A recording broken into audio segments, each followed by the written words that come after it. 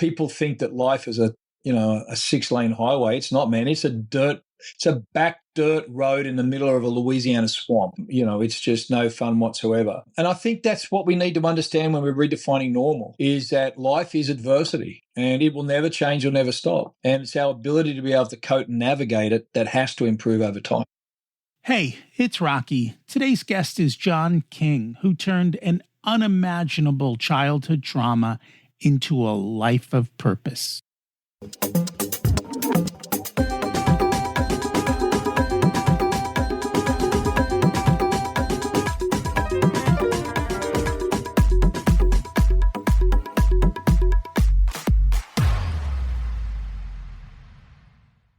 Imagine it's 12 months from now, and you've achieved your major life goals. How does it feel to be in the best shape of your life? To wake up energized, excited about the day, to have great relationships and friends who support you and propel you forward. How does it feel to have an excess of money, to be able to make the choices you want, to be fearless and open to trying new adventures? Imagine being connected to the universe and it providing everything you desire. It's possible over time, and your past does not dictate your future. The only thing holding you back from this vision is you. It's time to take control of our thoughts and use them to our advantage. Welcome to Richer Soul, where we achieve our dreams and bring balance to health, wealth, relationships, time, and spirituality. If you have not had a chance to listen to episodes 1 through 9, I encourage you to go back and listen to the framework behind Richer Soul and how to create the life of your dreams. You can also find all the show notes for this episode at richersoul.com. Our guest today is John King. He's an author, speaker, and performance mindset coach who helps people move from trauma to transformation. His own story from surviving years of abuse to rebuilding his life and rediscovering purpose has inspired thousands around the world. Through his Mindfire Challenge and upcoming memoir, Deal With It, Living Well with Trauma, he teaches others how to stop living from the outside in and start leading from authenticity, purpose, and resilience. It's a story about agency, love, and life after. Let's meet John and hear his story. Welcome to Richer Soul, Dr. John King. It's great to have you join us today. Rocky, it is great to be on Richer Soul. I'm looking forward to this chat, man. I really am. I am excited for the conversation. We always like to start at the beginning. What was it like when you were growing up, and how much did your family and school teach you about money? Horrible and nothing. Is that too concise for you? And that's it, ladies and gentlemen. Thank you very much for coming. So my childhood was very rough, and we were the typical middle-class family, higher educated, very prominent people within the community, well-educated, educators that were also pedophiles. So it was constantly striving for money and overextending financially, which put a range of stress. On top of that, an environment that was very dangerous and toxic to be raised. So again, horrible and not a lot. We all learn from our environment, huh? So what was it? You mentioned that it was extremely toxic. I mean, were you aware of that at the time of childhood, or? No, I don't think you do. I was abused my earliest sexual memory was about 4. Up until I was just literally too big, when I was, I don't know, man, 12, 13 or something, 14. The abuse changed.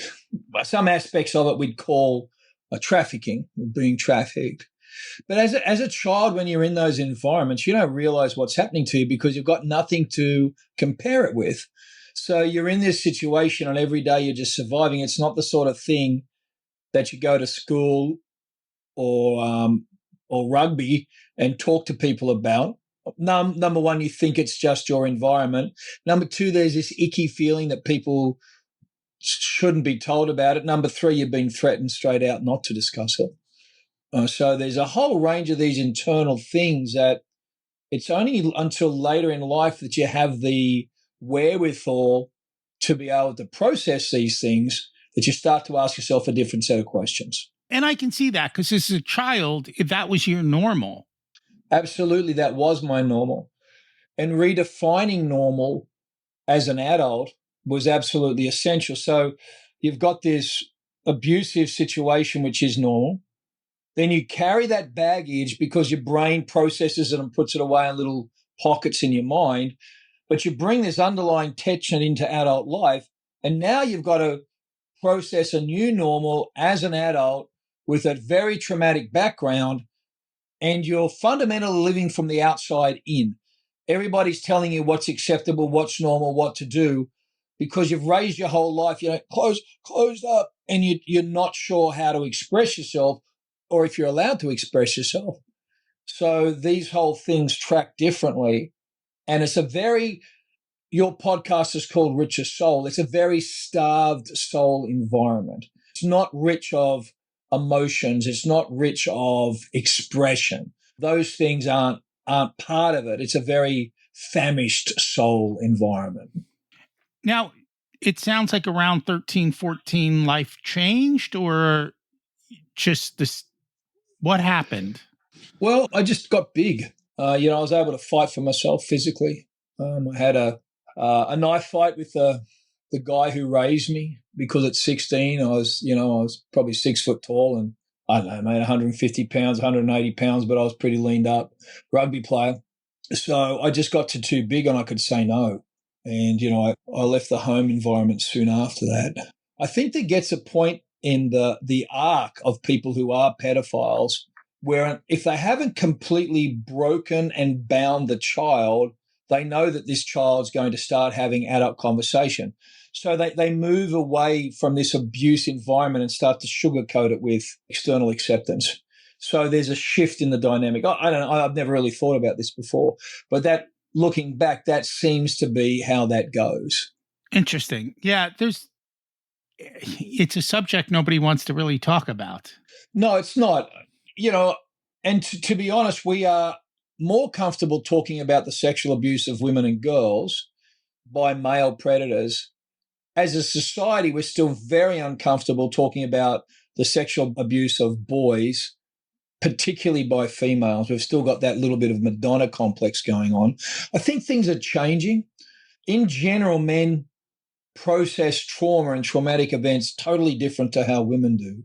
So it doesn't matter if it's militarily, law enforcement, or life issues. Men seem to deal with these things in a totally different manner than women do. And we really don't have therapy set up for men that's conducive for men. There's very few places, one, that offer it for men, and very two that cater for what men need in those terms of relationships and to be able to disclose and be honest. So let's talk about that. How do men process differently? Well, if you think of conversations, women connect face to face. Men connect shoulder to shoulder. Women will sit around and have a cup of tea and talk about life, activities, schools, home, all of that, and enjoy that. Whereas men, it's in the activity and the doing of something at the shoulder of a brother that relationships develop and conversations are had. It could be hunting, watching a football game, going to a football game, sitting side by side in a car, saying nothing for 4 hours on a road trip. That's how men connect. We connect in the midst of activity. So when you've got a therapy or a counseling environment where a therapist is sitting over there and you're sitting over here and they're saying, tell me about your feelings, it's like, I don't want to tell you about squat, man. I don't know if I can cuss on your show, but you're getting my point of view here. I don't want to tell you about squat. Yeah, I'm fine. Well, no, you're not really. This thing happened to you as a kid. No, I'm fine. Yeah, it's good. But you get side by side with me. I did. And this is what happened to me as a mate. This guy, I was pastoring a church at the time. He's a friend, very good friend, still a very dear friend. He just decided he was going to take me to Florida. So he packed up and went to Florida, went there. And this is just after I'd had recall of what happened as a kid. And we go to Florida. We're staying in a really crappy timeshare. Now, this guy's got access to the best timeshare in the world. But this particular one he picked, and I still give him crap for it, was horrible. I mean, it was terrible. So here we are sitting in our tidy whities, sitting around looking at the beach, and it's just crap, paint peeling everywhere, mold. We ended up moving.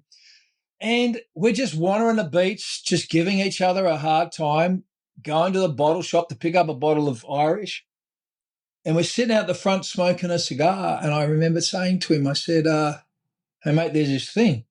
He goes, yeah, righto. He goes, I've got to tell you about a thing that happened. He goes, oh, righto. And this is a condensed conversation that took about 45 minutes, an hour. And I told him what happened to me as a kid. So the conversation goes, there's this thing. 45 minutes later, I start and I have this conversation and I talk for 15 or 20 minutes and he goes, well, that's crap, isn't it, eh? I said, yeah, it's no good, mate. He goes, righto. Well, you want a cigar then? Yep.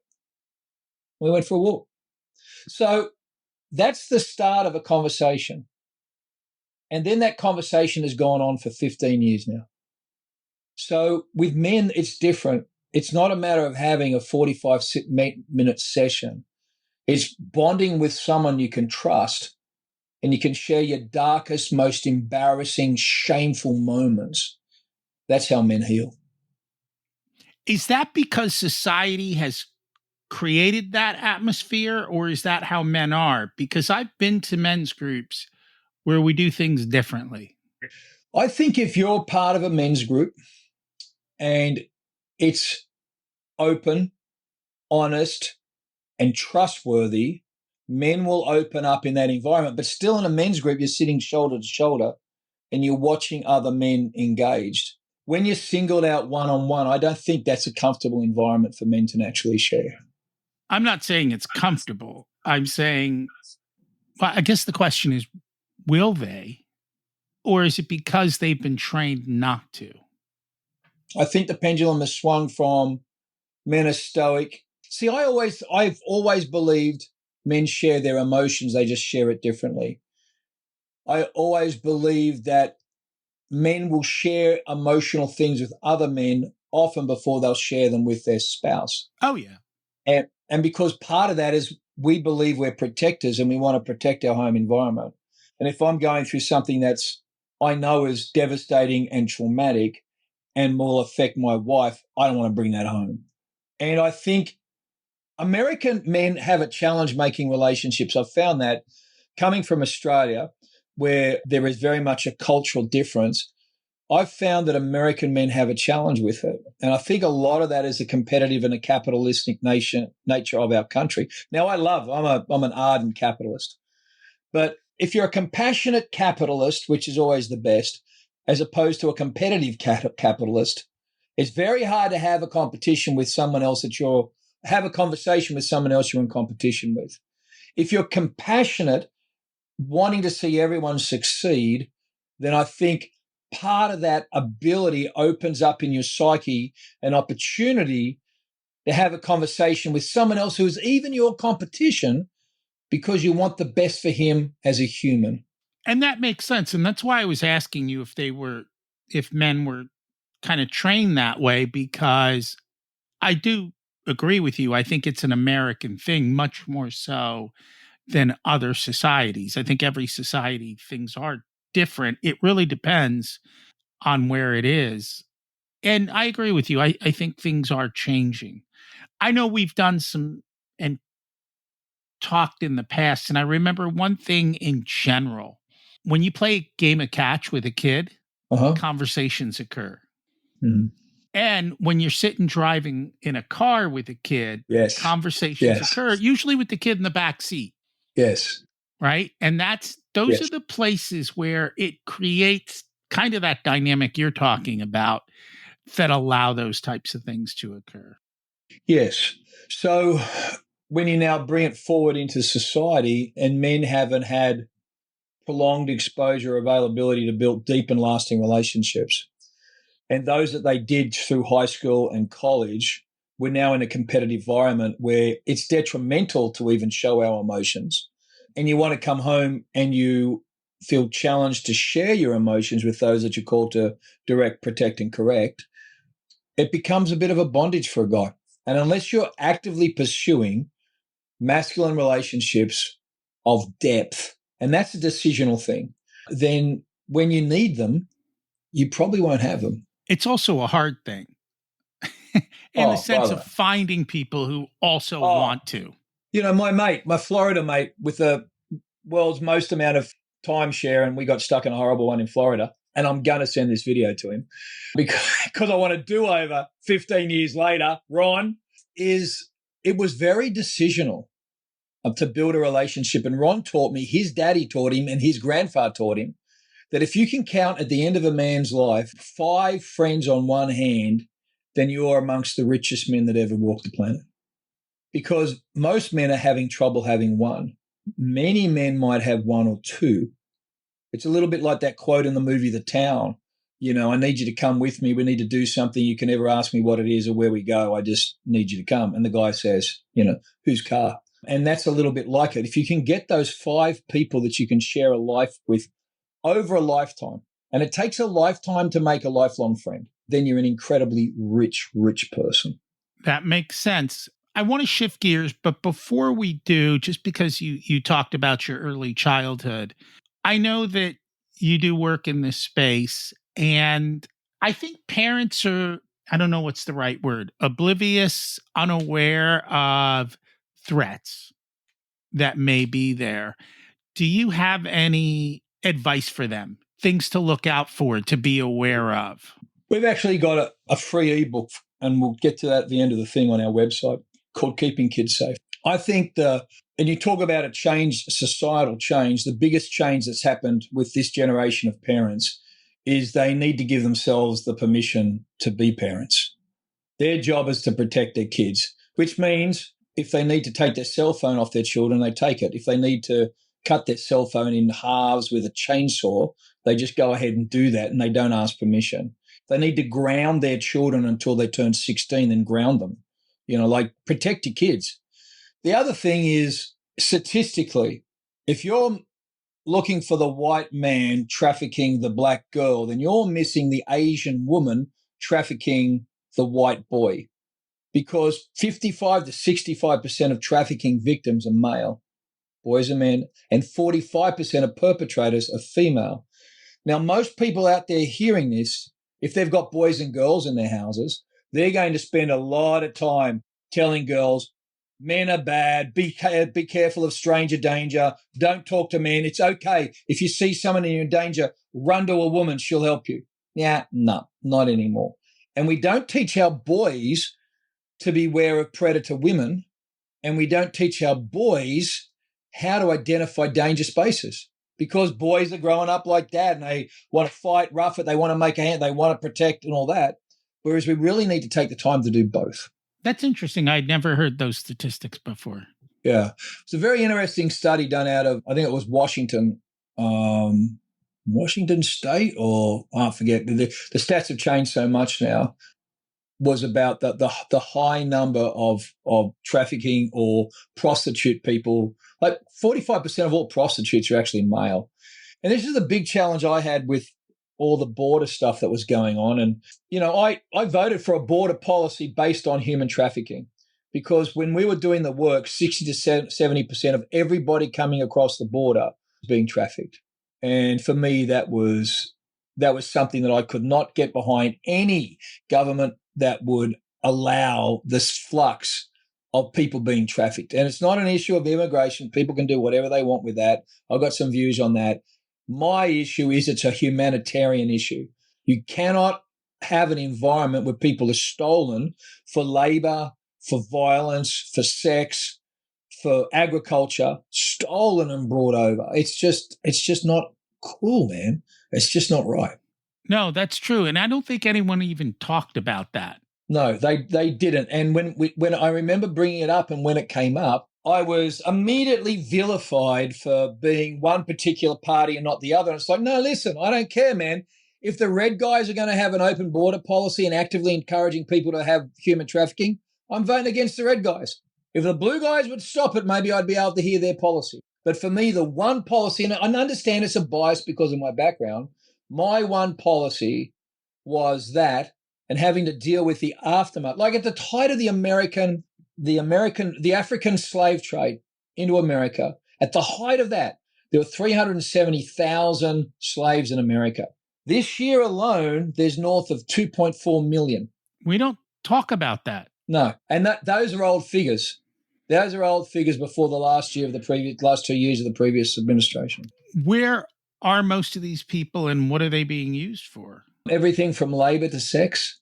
So we did a trip down to a South American country, and we had one of those rich Baptist Karen types that wanted to come down and save the world, and they thought they were going to do it by buying a child out of slavery, which is a great point. And we went to this particular group of people, and they gave us a spreadsheet. And that spreadsheet had children as young as 4 and as old as 22. If we wanted to buy a 4-year-old, it was going to cost us, by their freedom, was going to cost us 40 grand. If we were going to buy a 22-year-old, it was going to cost us $1,500 because their return on investment at 20 sex partners a day for the next 10 years at $150 to $200 a pop for a 4-year-old was greater than a used up, spat out, broken 22-year-old. So you're sitting here making a judgment, a moral judgment over a spreadsheet on the value of a human being's life. So when you've got that level of depravity run as a business, because you make more money out of human trafficking than you do out of drugs or arms, much more money out of it because it's a renewable resource. You can get it from anywhere. It doesn't cost you anything, and you get a long time. It costs you, a couple of beans and a bit of toast. So it's an incredibly profitable business to be in. And that's what both people don't see it as. They think it's trafficking of human. It's not. It's the trafficking of goods. And we were working with some DEA people at the time, and they realized that they were looking for the trafficking of human beings as opposed to the trafficking of goods. And once they changed their optics and they went back to looking for vans with trash on the top of the dashboard, GPS running, burner phones, 2 or 3 people continuously driving, and they started opening up the back of those vans, they found them full of people because that's how the druggies or the counterfeiters were smuggling goods in. They weren't looking for buses with people sitting up nicely, dressed, going somewhere. That was probably 7 years ago. So you went through a lot of this as a child, and then you kind of came to an awakening. Man, that's a really nice way of putting it, mate. Like the poo just hit the fan, brother. Like one day I had total recall of what happened to me. I call it John-ageddon. Actually, my internal marketing department calls it John-ageddon. I went from John 1.0, very logical, left brain driven, goal oriented, John 2.0, who wanted to smoke cigars and write poetry and try and reclaim his life. And that was literally the swap in the brain that happened when I had recall of what happened to the kid. And it all came flooding back. And I ended up developing a chronic stutter, losing my family, my business, my church at the time. And I had to rebuild everything back. Was there an event that caused it or? Yeah, daffodils. See, daffodils. When I was a kid, Mrs. McGregor had a house a block and a half down, and she had these beautiful plum trees, and under the plum trees she planted daffodils. And every day when the nights were too long or too violent, I'd walk to school in the morning. And it was about 20-minute walk, 25-minute walk. And every spring, the daffodils would come up. And the daffodils spoke to me of hope and possibility. And one morning at about 10 in the morning on a Thursday in 2008, I think it was in October or in November, daffodils came up. And I looked down and I thought to myself, it was beautiful, man, blue sky, like the Simpsons opening. And I looked down at these daffodils and I thought, man, they're beautiful daffodils. And my mind at that point decided to vomit my memories all over a very pristine, orderly life. And everything came out and I had instant recall of 12 years of abuse. And for men, it happens often like that. Particularly somewhere between 35 and 45, they get recall or they start to understand what they experienced as a child was adverse. So what happened next? Oh, mate, it was a cluster. So couldn't preach anymore, couldn't travel. I was traveling the world at that stage, probably 9 months of the year, had a very successful boutique training, business, public speaking at very, very large audiences. And around the world for profit and not-for-profit businesses. And I ended up with a chronic stutter, a fear of the public, and got divorced and lived in a 1-bedroom flat with a Besser block bookcase and a mattress on the floor. So lost everything. So you're not there anymore. So I know you're recovered.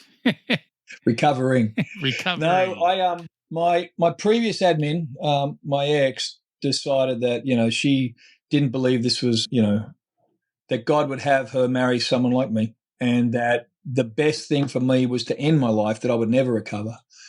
And after hearing that for half a dozen times, I said, you know what, this probably isn't the best for me. You're right. All the best for you. So I'm going to take your advice and do something else. And so I did.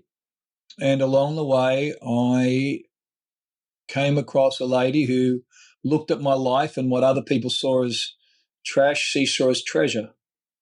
And I've been building back ever since. And it's awesome. She's great. And sometimes we need to go through the dark times, don't we? We have to go through the dark times, brother. We all do. And people think that life is a 6-lane highway. It's not, man. It's a back dirt road in the middle of a Louisiana swamp. It's just no fun whatsoever. And I think that's what we need to understand when we're redefining normal, is that life is adversity. And it will never change or never stop. And it's our ability to be able to cope and navigate it that has to improve over time. So you left your wife and you started to rebuild. Well, it was either that or kill myself. That was my options. They were the options I was literally given. I wasn't worthy of living as far as she was concerned. So I thought I would remove myself, because we're estranged at that part. She'd spent 2 years living out of the main bedroom. She didn't want anything to do with me.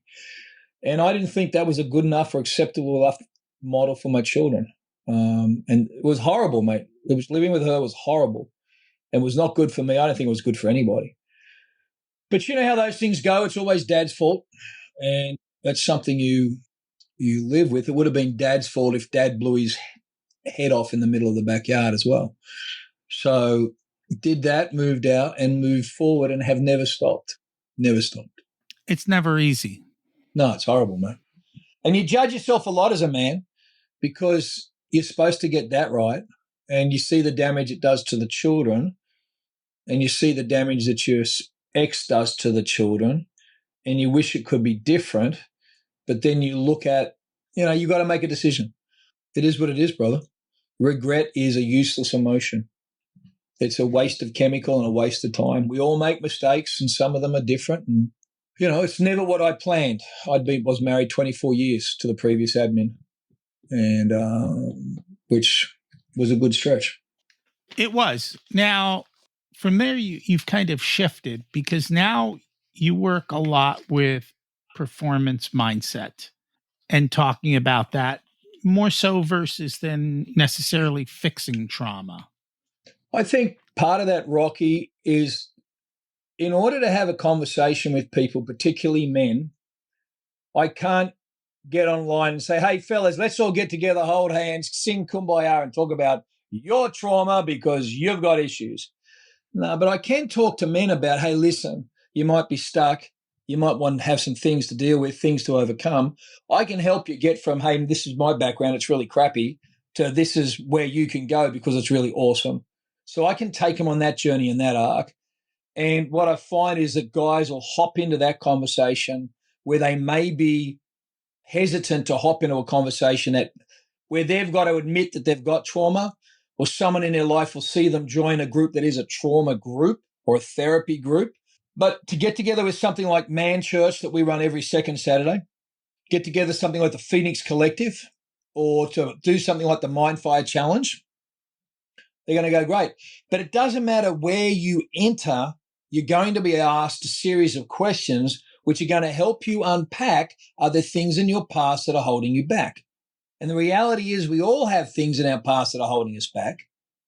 And those things are 80 to 90% of the time traumatic. And so let's just talk about that.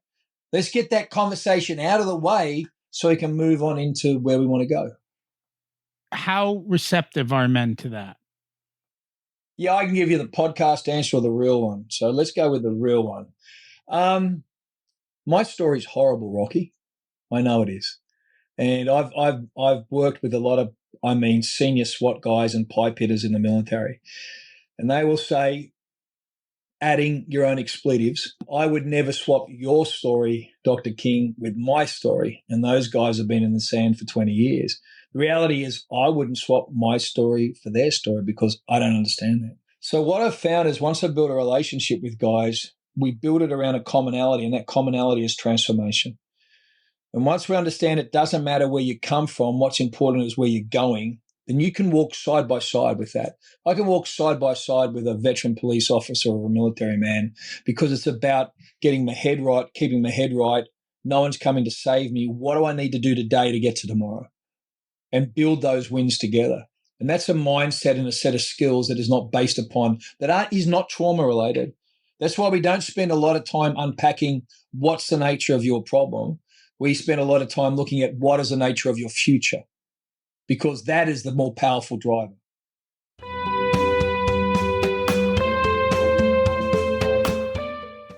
This episode of Richer Soul is sponsored by the Profit Answer Man podcast.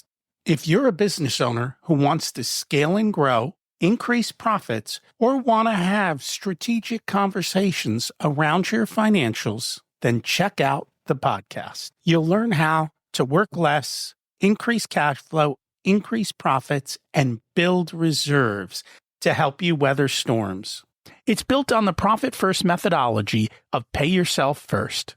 The Profit Answer Man podcast is a must listen to for every small business owner and anyone who wants to help them survive and thrive.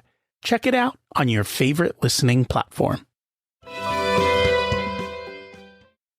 Do you find most therapists spend more time talking about the past versus defining the future?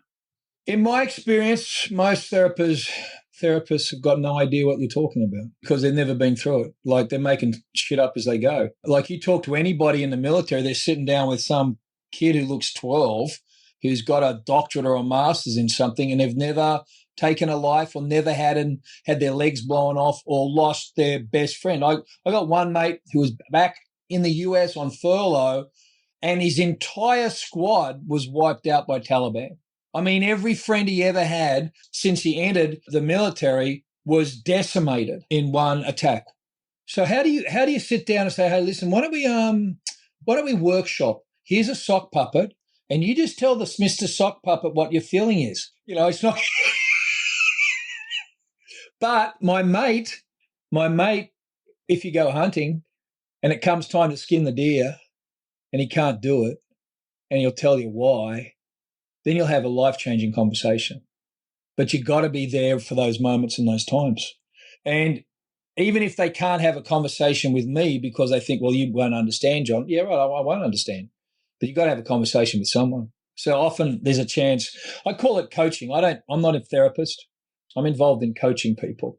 It's the same techniques I've used in business for years that I use performance coaching, that I've used in therapy coaching, because I found that is a thing that sees the greatest result. Is not camping on a problem, but helping people to a solution. So what is performance coaching? If you and I were coaching, and say it was around business or life or whatever, I believe innately you understand two things. Number one, the things that are holding you back, and then the answers to your own questions for the future. So my job is to actually help you ask those questions and find solutions for those answers. So what is it that's holding you back? Well, let's talk about it. Okay, why do you not exercise? Why do you start something and stop it? Why do you have a problem with eating? Why do you have a problem changing a mindset? You know, let's unpack that a little bit. Then, okay, you've identified that. Now, what things do you think you can do? Because you can't actually tell people what to do. People aren't interested in actually doing anything they don't think of themselves.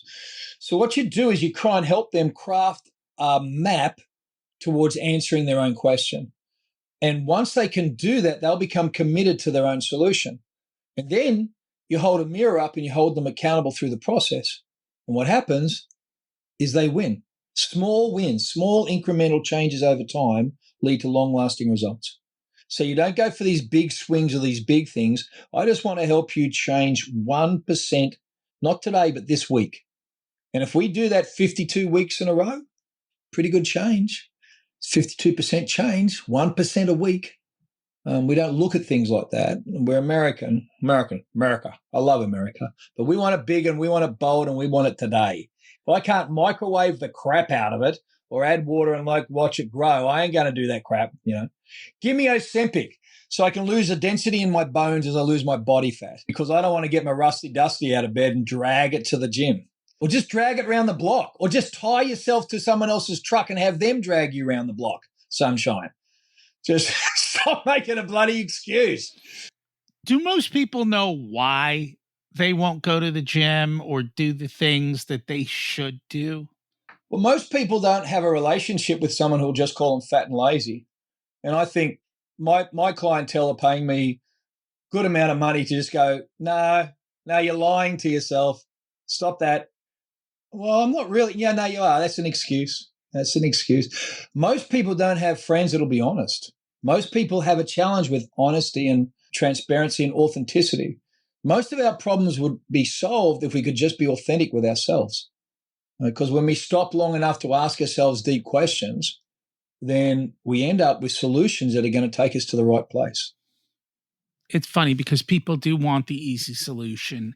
And in today's world, if you tell people the truth, you tend to get in trouble. And you're the one who is blamed for their problem. Oh, yeah, man. Well, you just have a look at how many disclaimers you've got to put on a website or a podcast. You know, I am not a doctor. I am not a therapist. Do not do anything before you go and see someone for something. And like, because it's like Tide pod capsules. This should not be eaten. Well, what sort of moron does that? Like, why? Or those ones where the lawnmowers, like, do not poke your handy in rotating bladey. It's like, what are you, stupid? Like, don't hit yourself in the head with a brick, sunshine. And yet we do it. We've got people who do that stuff. Yeah. And they blame you for not telling them. Yeah. So I try and mitigate that stuff. So the question then is, you're not going to get everyone to come, right? Because I don't want everyone to come. I try and anti-sell this thing, the buggery. I'm literally comfortable with 2 or 3 people. If I can change 2 or 3 lives, ultimately I'll end up with 2 or 3 raving fans. And every raving fan leads to another 100 people. So am I prepared to start small in order to scale big? I am, because I want authentic connection and change. I want to be the person that I wish I had when I started this. Wait, repeat that? I want to be the person I wish I had when I started this. Okay. That makes sense. And I think that's a big part of it, right? More often than not, that is what people want. They want. There are 4 things, and I keep them on a little card my wife made for me. 4 things that that are fundamental for my existence. Number 1, be authentic. Number 2, imagine the future you want to inhabit. Number 3, allow these truths to set your goals. And number 4 is live Susu. So authenticity is absolutely fundamental. And I believe the lack of authenticity is the thing that stops us from rising the most. It stops us from getting healthy, stops us from running a business that we actually want to do, stops us from growing a business. So when it came to starting both the Phoenix Collective, writing this book I've got coming out, is I started with the premise of I must be completely honest and authentic, because I have to go to bed knowing that I've told my own truth every night. And if I can do that, then at some point it'll bear fruit. So it's, one of those great existential gambles. Can you make money in America being honest? Yeah. Yeah, you can. I think so. Why can't I be the good guy and wealthy? Do you find a lot of people put the two, like, in a sense, that to me is a seesaw? Oh, I can either be good and honest or I can make money. But they don't belong on the same spectrum. You don't have to put them on the same spectrum. And yet people do that, I think, in a lot of different parts of life. Yeah, I think there's certainly a group of people, and we've all met them, Rocky, I'm sure you have, that the only way they make money is by being dishonest and lacking integrity. That they don't really care if anyone else is hurt or if anyone benefits. They just need to make money and do that thing. I just believe there is a space where you can make money and do good and be good. And that's the space I want to be in. It's funny because these days, fraud and all of that stuff is the highest it's ever been. And yet these people are good at what they do. Like if they put their efforts towards positive things, they'd actually have a pretty good successful life. And I'm like, why don't they put their effort in a positive way instead of risking it all for something like that? I think being authentic is a lot of hard work. So integrity, being true to yourself. So can a liar have integrity? Yes, if they lie. Can a thief have integrity? If a thief is stealing, then a thief is having integrity. So the issue is not just an issue of integrity, which we talk a lot about in business practices, but authenticity, which is the highest of all frequencies because it combines hope and love. So being authentic, true to yourself, involves understanding who you are. Now, if I understand that I am a thief and I make my way through life by hurting people, by stealing their stuff, at some point I've got to come to terms with the impact of that on other people. And at some point, I need to understand that I'm going to reap what I sow. So someone will come and steal something from me. Now, do I want to live my life with that? And a lot of people say that's fine. They'll live with that consequence. But then there's another group that they don't want to do that. They, in fact, want to live the other way. They want to have a sense of peace throughout all days and all activities. I think that's probably better. Yeah, I think so. It's easier. I don't have to remember what I lied about when I got up. So you're working on a book currently? Yeah. So I wrote a memoir called Deal With It, Living Well with Trauma. And it's been picked up by, I got an agent out of New York, wonderful lady, wonderful agency, and she's shopping that at the moment. And if people want a copy before it comes out, if they go to my website and sign up, we're going to do a whole bunch of things like chats with the author, sit around and have cigar and bourbon nights and talk about how do you write books, what's involved. And we'll send signed copies to everyone out. So there's a few things that we're doing. So Deal With It is going to be my personal memoir, my journey through recovery. And I'm really excited about getting it public with people. And part of the theme there is living from the inside out. And I think that's Absolutely. One of the things we really didn't talk about is most people are living from the outside in, not from the inside out. So can you explain that? Well, if you think about it, you go through school and you're told what to do and how to behave. You enter into university. Some people are told what university to go through, what degree to get. Then they go and get married because they're told they need to get married, and you got to obviously get a student loan and you got to get a mortgage. So by the time you hit 40, you're actually stopping and going, "What the hell, man? I'm in up to my eyeballs in a relationship I was told I had, and I got bloody kids, and I never really wanted kids anyway, and I don't want to be a lawyer.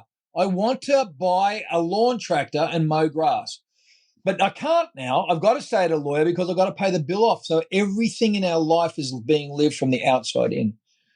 And often when we get to our 40s, people call it a midlife crisis. I don't believe it is. I think it's a midlife realignment, particularly for men.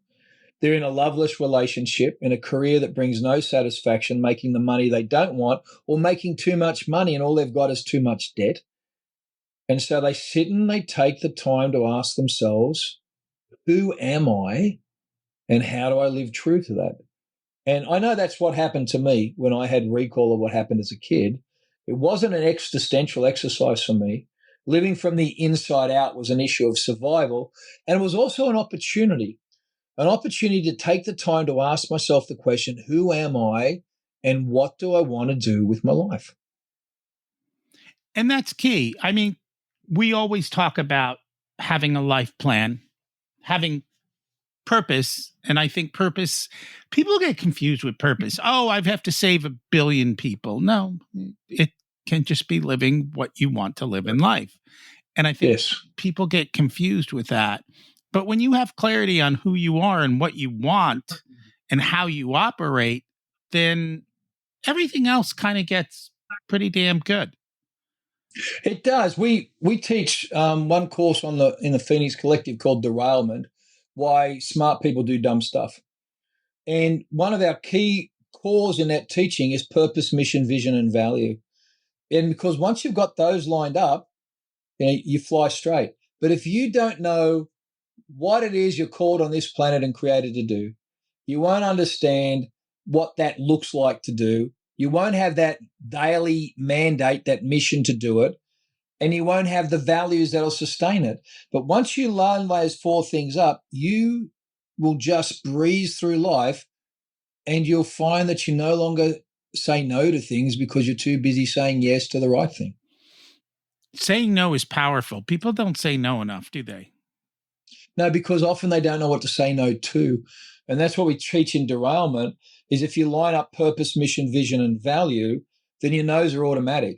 You'll just know, look, I'm a writer. I've launched my writing career. At the beginning of this year, my wife and I decided we wanted to see my writing career. So we're very focused financially and time-wise because writing a book is a third job. It's also the first draft's the second job, the editing's the third job. So you read third on top of running businesses, running nonprofits, all those sorts of activities, looking after 4 chickens and a dog. So all of those things. So we're very focused. So my no's are now automatic. I don't have time. I don't have time for a wrong yes, because for me to waste an hour or two is an hour or two off a manuscript or an opportunity. So my no's are automatic because my purpose, mission, vision, and value are lined up. Like this podcast was an automatic yes, because this is the sort of podcast that I want to be on, because this is the sort of podcast I believe in. So therefore it's a yes. Whereas the one for a metal fabrication unit was probably a no, because I don't know much about pop riveting. So even when it comes down to saying yeses and no to those sorts of things, it's like I've got purpose, mission, vision, and value that line those up and help me go. And that makes sense. It applies to every part of life. Saying yes to Yes. an event, different types of things that you're invited to, learning to say no. But, and sometimes the other people might be mad, but I guess it's the question of who is better off being mad, you or them, right? I'm mad that I'm here, or they're mad that I didn't come. Yeah, exactly. Exactly.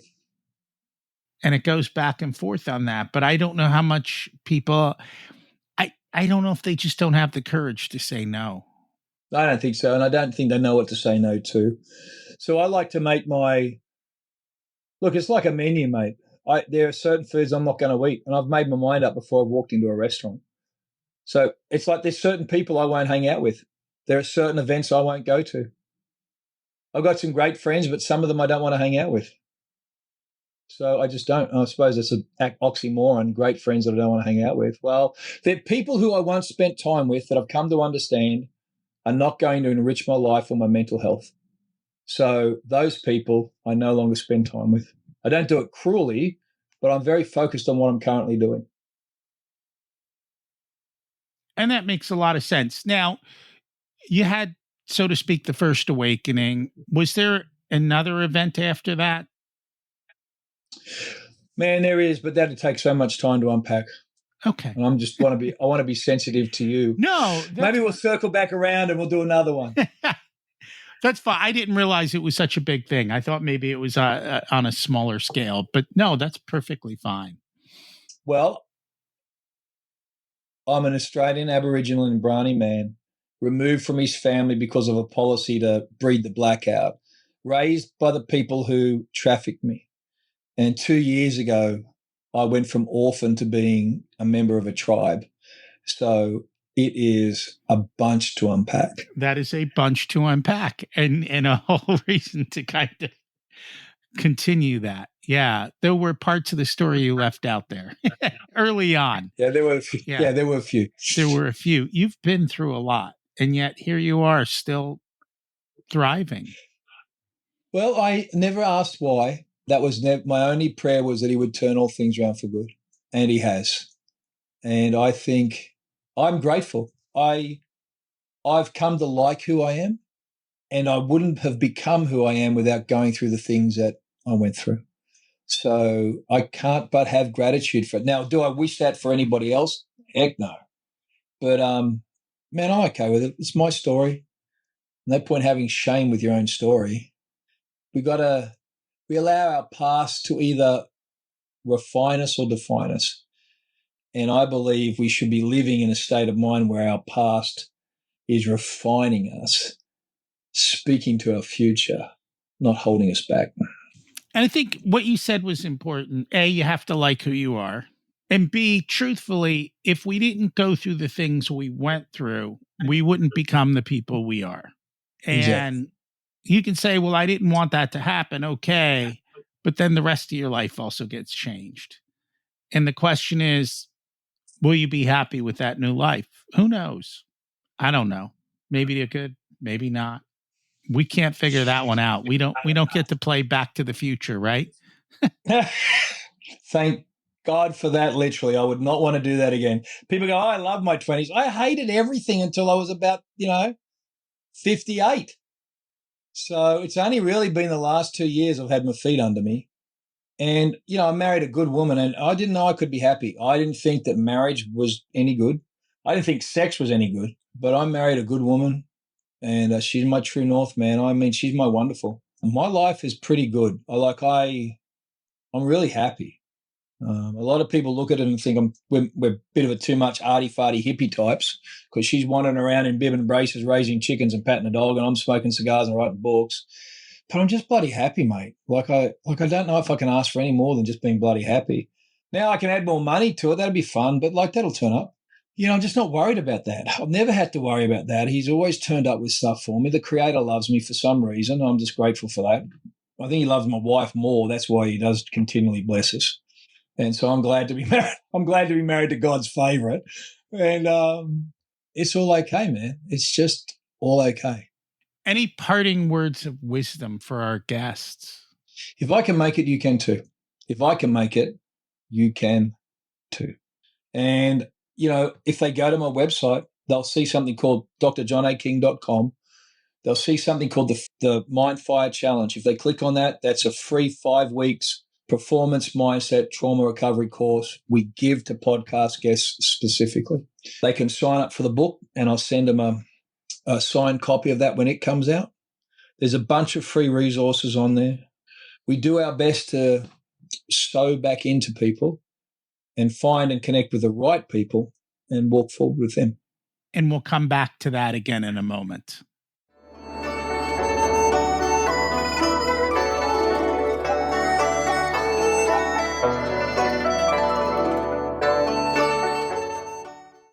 It's time to learn the secrets of life. What's one truth about success you wish more people understood? Earl Nightingale. Success happens when opportunity meets preparedness. So don't spend your life trying to be successful. Spend your life trying to be prepared. Because when your time comes, you will walk into it like it's the open door you're supposed to be in. You have to answer when opportunity knocks, and you have to be ready, right? You got to be ready, man. Spend your time doing that. Too often people say no. Yeah. What's a lesson that cost you a lot but was worth every penny? Man alive. What's the lesson that cost me a lot? That I'm resilient and I'm relentless. Sisu, a Finnish word that means white-knuckle courage in the face of overwhelming odds. When everything is lost, the spirit of Sisu turns up. My recall of my abuse as a child taught me that I am relentlessly resilient. And that brings me great comfort. In an ever-changing world, resilience is literally one of those skills that I think everyone needs to learn. Absolutely. If you were to give an 18-year-old one specific piece of wisdom, what would it be? You're stupid and you know nothing. Hang around with people older and smarter than you, and don't take yourself too seriously. Thoroughly enjoy it. You have no obligations, no mortgage, nothing. Love every bloody minute of it, sunshine, and just get after it. Don't settle down until you're past 25 and you're approaching 30. You should travel the world 2 or 3 times. Find a good woman and love her passionately and make sure she loves you back. Dogs can be a pain in the ass because you've always got to find someone to mind them. Get a cat and just leave a dozen cans of tuna out and you'll come back in a month. It'll be fine. There you go. You've thought about that one, huh? No, I just made it up for you. But it's fantastic. We should write a book. Remind people if they'd like to learn more about you, get resources, where are they going to find you? drjohnaking.com, drjohnaking.com. If they go there, they'll find how to sign up for the book, join the Mindfire Challenge, a bunch of resources, book a time to have a chat, anything they need. Thank you so much for joining us today. Cheers, Rocky. See you next time, mate. We'll have a chat. Bourbon and cigar, maybe. We'll have 2 blokes and a bourbon. How's that? Sounds like a plan. Cheers, brother. What a powerful reminder that even in the darkest stories in our past, there is still light. And that healing begins when we stop letting the past define us and start allowing it to refine us. Dr. John's journey shows that resilience isn't about pretending things never happened. It's about reclaiming who you are, one truthful step at a time.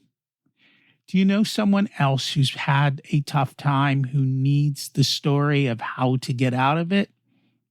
Share today's episode with them.